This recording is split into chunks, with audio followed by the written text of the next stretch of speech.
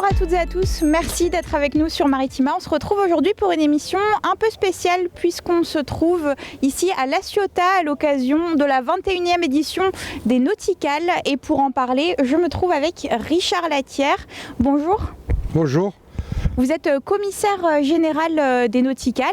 Très concrètement, en quoi ça consiste cet événement ? Alors cet événement qui est à sa 21e édition cette année est déjà le premier salon à flot de l'année dans le calendrier des salons nautiques en France. Cet événement, c'est à la fois une exposition de bateaux, puisqu'on a 100 bateaux exposés à flot, des voiliers, des catamarans, des multicoques, des bateaux à moteur, et à terre des bateaux semi-rigides, hors bord et pneumatiques. En tout, il y a 300 bateaux disposés environ, on ne va pas les compter les uns après les autres, mais il y a à peu près 300. Et il est bien sûr dédié à tous les acheteurs de bateaux, les gens qui veulent remplacer leur matériel.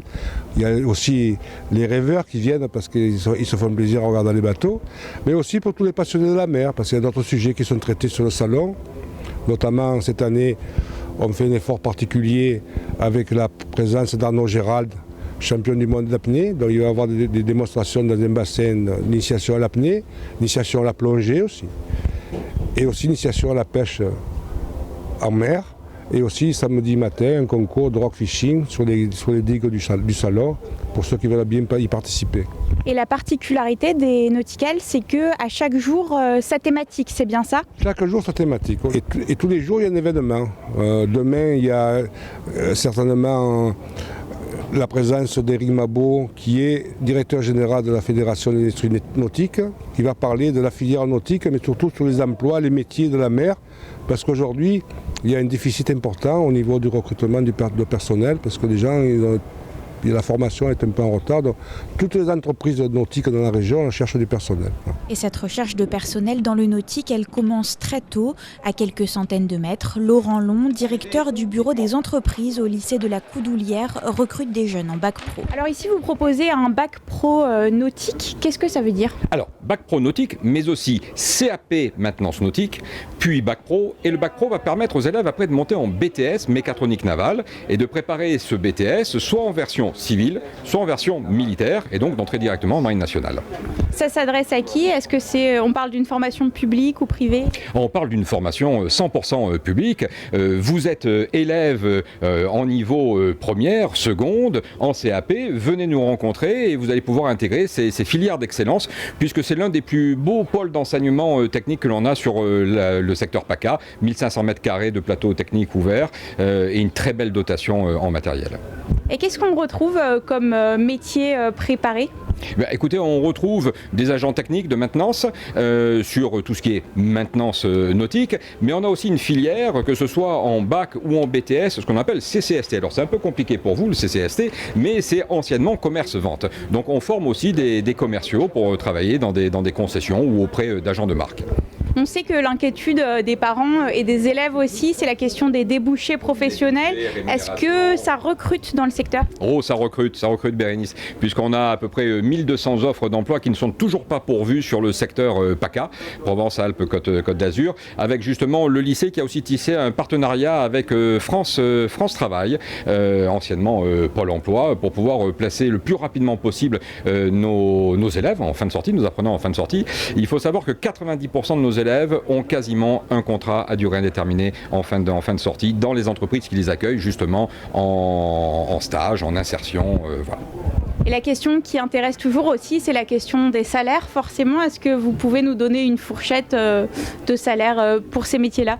Alors, une fourchette de salaire pour les métiers, on va partir déjà au départ de la formation, puisqu'il faut savoir que maintenant, dans les cadres de période de formation, ce qu'on appelle les PFMP, les élèves ont des petites rémunérations sur leur semaine de formation. Un apprenti, après, lui aussi a une rémunération, puisqu'il est considéré comme un salarié, il est salarisé. Et à l'issue des formations, on a de très beaux jobs, aux alentours des 2500 à 3000 euros net par mois, puisque le secteur de la plaisance est économiquement porteur et en quête de salariés et de collaborateurs véritablement qualifiés. Merci beaucoup Laurent Long d'avoir été avec nous pour Maritima. On va poursuivre cette émission sur une toute autre thématique. Merci Bérénice. Et voilà, on a fait un crochet du côté du stand de la SNSM, c'est la Société Nationale de Sauvetage en Mer, c'est la SNSM Ciotat ici, et je me trouve avec le président Philippe Pérusse. Philippe, pourquoi vous êtes ici aujourd'hui ? Eh bien, nous sommes là pour nous montrer d'abord, pour faire connaître la SNSM et ses principales missions qui sont entre autres le sauvetage de la vie humaine en mer. Et alors, vous allez aussi être mobilisé pour un autre événement, cette fois-ci le 8 mai, c'est l'arrivée de la flamme à Marseille. Qu'est-ce que vous allez faire ? Alors absolument, on nous a demandé d'être présents sur l'arrivée donc du Belém, ne serait-ce que pour assurer la sécurité des plaisanciers, parce que je pense qu'il va y avoir beaucoup de bateaux sur l'eau, surtout s'il fait beau, donc on sera prêt à intervenir comme on peut le faire à n'importe quel moment de la journée. Voilà, c'est notre mission de sauver les gens. Vous serez combien mobilisés sur place ? Alors nous, on sera il y aura 2 vedettes SNSM, dont la 075 donc de la Ciotat, avec un équipage de 10 personnes environ. C'est quand même un très gros événement. Comment on se prépare à assurer la sécurité des gens dans le cadre de cet événement ? Alors c'est un gros événement effectivement, il y aura beaucoup de bateaux. Bon, on a un petit peu quand même l'habitude nous d'assurer ce type de mission. Donc on a des équipages qui sont formés, qui sont entraînés pour cela. Et voilà, on sera présent et prêt à intervenir s'il y a besoin pour porter secours aux personnes qui sont dans le besoin. Vous avez d'autres événements marquants à la SNSM Ciotat dans les prochains mois ? Alors oui, on a fin juin, on a la journée des sauveteurs en mer, la journée nationale. C'est le week-end du 25 ou 26 juin, si ma mémoire est bonne. Et là, voilà, c'est la fête des sauveteurs au niveau de la France entière. Et on sera également présent avec un stand et avec des démonstrations que nous pourrons faire au profit des plaisanciers qui seront là.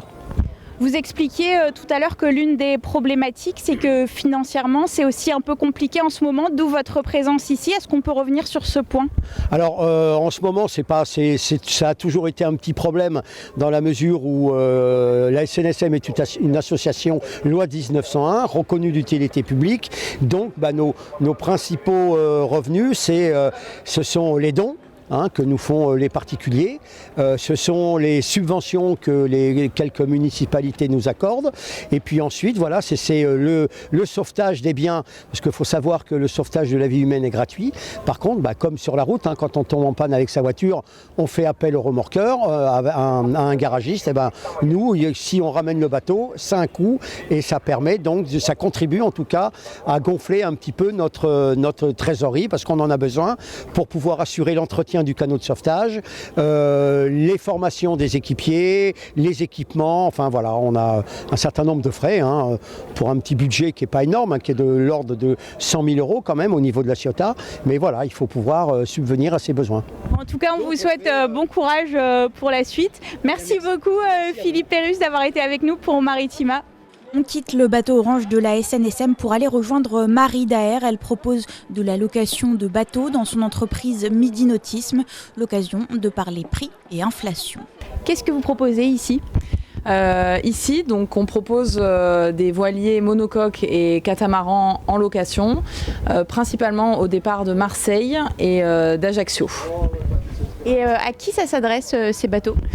Donc on s'adresse à une clientèle assez large, plutôt internationale, des clients qui généralement savent utiliser ces voiliers, savent naviguer. On propose aussi des croisières en location avec skipper et hôtesse. Voilà, donc on a une clientèle qui est quand même relativement large, pas forcément française, beaucoup d'Allemands, de Suisses, de Belges, voilà, très européens. Et côté prix, est-ce qu'on peut avoir une fourchette de prix ? Est-ce que c'est quelque chose qui est aussi accessible au plus grand nombre ? On essaie de rester accessible au plus grand nombre. Après, je pense que le nautisme a toujours été quelque chose à des prix assez élevés. Malgré tout, nous, nos prix démarrent à des locations d'environ 1 000 € entre 1000 et 1500 € hors saison. Et puis ensuite ça grimpe, il y a forcément une saisonnalité. Notre saison démarre en mars et se termine en novembre.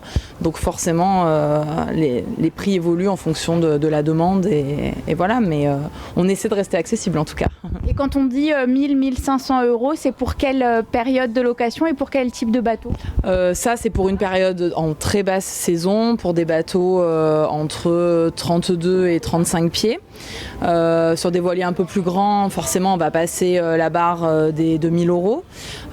Et en pleine saison, sur des bateaux de 40 pieds et plus, on sera à peu près 4500 € la semaine pour des bateaux qui peuvent accueillir entre 8 et 10 passagers. On sait qu'on est aussi en période d'inflation, surtout en Provence, ça a beaucoup marqué les porte-monnaies, on va dire. Est-ce que c'est quelque chose que vous avez ressenti dans votre secteur ? Oui, après nous on a une politique tarifaire inchangée, donc en tout cas entre 2023 et 2024.